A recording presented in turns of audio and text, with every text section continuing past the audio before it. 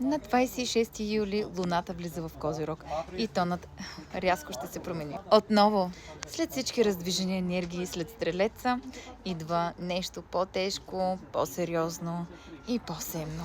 Козирози. Козирогът не идва да те гали по главата.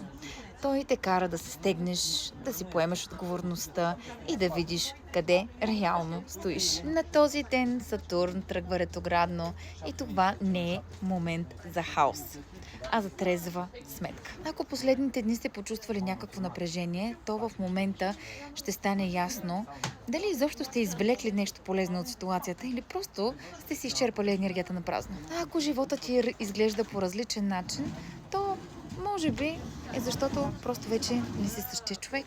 На 27 юли луната все още е в Козирог и тук вече акцентът ще е много по-ясен. Пази се от хора, които те провокират, натискат или се опитват да те манипулират. Също така много важно е и ти да не влизаш в тази роля.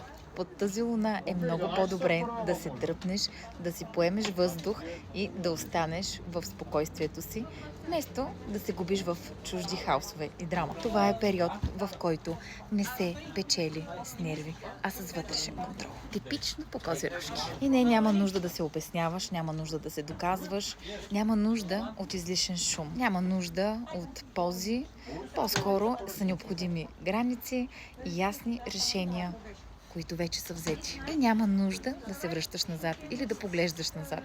Каквото било, е било е. Харесай това видео и сподели с приятел. Повече информация ще намериш в описанието.